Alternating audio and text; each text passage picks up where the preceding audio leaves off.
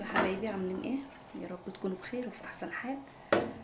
تعالوا معايا النهارده اوريكم طريقه سلق الكرنب، وكمان هنسلق ايه؟ هنسلق سلقه. هنجهز معانا محشي كرنب ومحشي سلق. تمام؟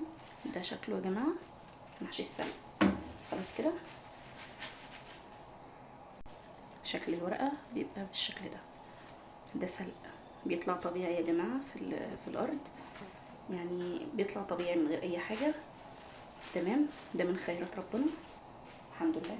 هنسلق الاول الكرنب وبعدين السلق. ميه السلق بنحط فيها ايه؟ جمانه، بحط فيها ملح، بحط فيها كمون، وبحط فيها كمان سكر. سكر عشان لو اتبقى من الكرنب وخزنتيه تمام ما يغيرش. خلاص الميه هتغلي كويس وهنزل فيها الكرنب اصلا، وبعد كده هنيجي لمرحله السلق. يلا بقى الميه بدات اهي الميه تغلي. تمام؟ هنزل عليها ايه؟ هنزل عليها بسم الله الكرنب اهي. انا هشط الراس بالقلب بتاعها قورتها يعني. تمام؟ هقلبها كده بسم الله. نزلها على الجهه بتاع العروق مش الورق، جهه العروق يا جماعه. تمام؟ هتاخد معايا دقايق وبعدين هقلبها الناحيه التانيه. هنا بقى اول ما الكرنب معايا تبدا ان هي خلاص هتستوي، اطلع من الاطراف. وما تسلقيش كرنب قوي، كرنب الشتاء ما بيغيبش في الميه. تمام؟ الاطراف كده يا جماعه داير ما يدور كده، بلف على الاطراف بتبقى الورقه ايه؟ مسيبيه كده. تمام؟ اهي ما شاء الله كرنب عشان مورقه، الورقه لفه على بعضها جامد ما شاء الله اللهم بارك. بصي بشوف بدايه توزيع الاطراف منين. سبحان الله، سبحان الذي بيده الملك وعلى كل شيء قدير.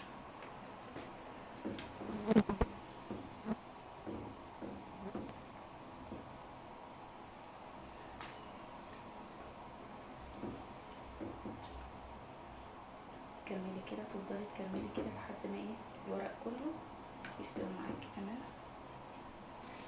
اطلعها اول ما احس ان في ورق استوى واقوم اخرجه كده. الورقه ما بتبقاش جامده، الورقه بتبقى طريه في نفس الوقت مش مهريه، ماسكه حيلها كده. تمام؟ لان السخونه بتكمل عليه سوا، السخونه بتكمل سوا. خلاص هو مش هيغيب لان الجو برد، بس برضه بيكمل سوا الورق، فبلاش تدوس عليه قوي. خلاص الورقه تبقى مسلوقه بنسبه 90% بس. تمام؟ يعني اعرف امسكها كده واتحكم فيها. هقلب بقى دي كده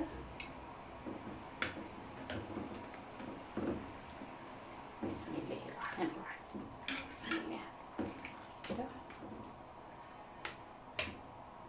اخرج كده بقى من تحت، اجيب من تحت كده من عند الورق ما شاء الله هتخرج معايا بسهوله طالما الورق لف على بعضه.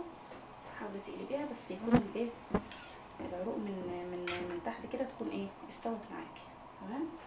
ولو في اي ورقه فيها حاجه من جوه الكرنب عادي، ده طبيعي بيحصل. سبحان الله الكرنبه كان شكلها كويس جدا معانا وفجاه من جوه بتلاقي بعد ورقه مش كويسه. عادي واحنا بنغسل الورق هنشيل كل ده، اي حاجه اي زوايد فيها مش كويسه شكلها مش لطيف شويه هنحشها. تمام؟ وتفككي كده، فككي عشان ما تهدريش الورق، فككي كده. تمام؟ فككي كده. شوف سبحان الله الورقه من الكرنبايه من بره كان شكلها كويس جدا، ومن جوه في بعد ورقه كده ايه شكلها مش احسن حاجه يعني. فاحنا ايه احنا بنغسلها هنشوفها وننضفها. نيجي بقى لسلق السلق ده ان هم عاملين ايه، احنا ما بيطولش معانا قوي في الميه. خلاص فهعمل ايه؟ هنا قماشه اهي انا جايباها متطبقه كده. تمام؟ هحوش بس العروق زياده كده. لو انت عايزه تطلعيه بورقته زي ما هو كده بتجيبي خله او عصايه من بتاعه الشطاوك والخشب وبتغرزها فيها، بس انا مش حابه عادي. تمام؟ دي حاجه ترجع لراحتك. سوي كده العروق. تمام؟ حوشي الزيادات البسيطه دي خلاص. وبعدين هو ما بيغيبش في الميه يا جماعه، السلق ولا ورق اللفت. بحب احشي ورق اللفت جدا، والخس والسلق بحبهم قوي زي ورق العنب بالظبط. تمام اهو شايلين معايا باذن الله يعني.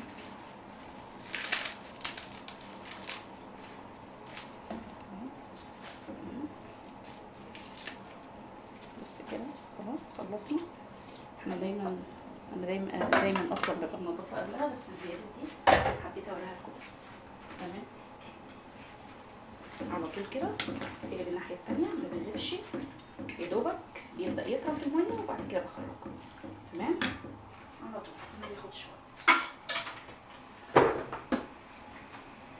عشان اخرجه واحافظ عليه لقيت معاكي شبكه زي دي، ليكون معاكي المقصوصه بتاعت الرز. تمام كده خلاص. يبقى كده خلصنا. شوفي خرجوا كل مره واحده، ما شاء الله اللهم بارك، كل مره واحده عشان بس ايه ما يتهدرش منك ويستوي بسرعه، لان الميه السخنه دي بتسويه بسرعه وبتهريه.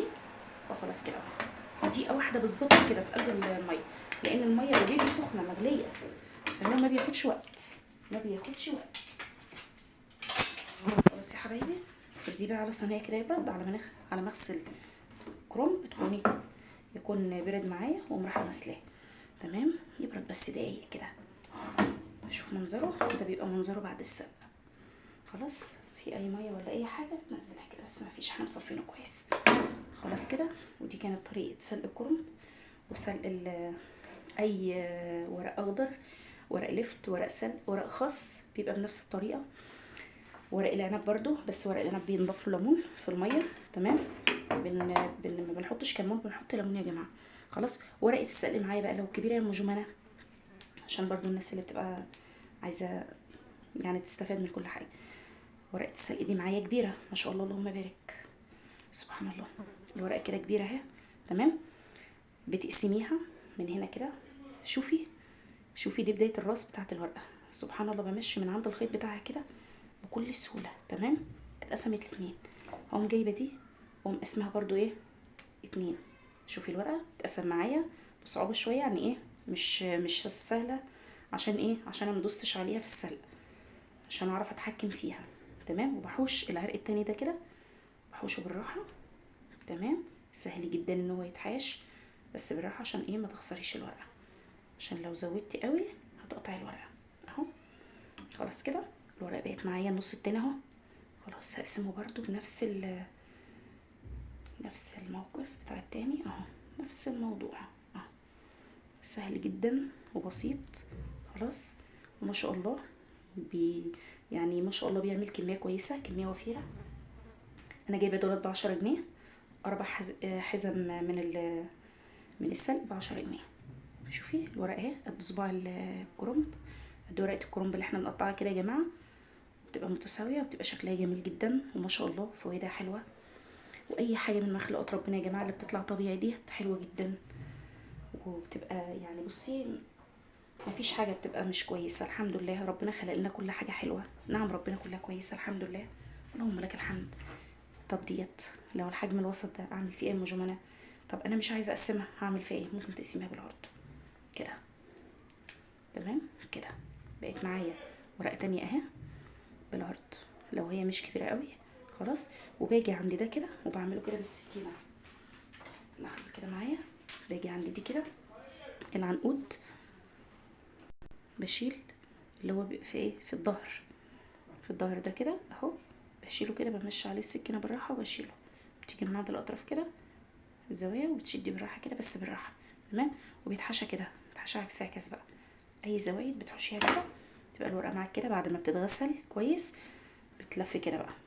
تمام بالعرض كده مش بالطول، يعني ما بلفهاش بالطول كده. تمام وبتتلف على الحشوه، بتبقى في الوش بتاع الورق. اي ورق اخضر، ورق عنب، ورق خس، ورق لفت، ورق سلق يا جماعه، بيتحشى من الجهه الخشنه. الحشوه بتبقى جوه ناحيه الجهه الخشنه، والجهه الناعمه اللي بتبقى بره.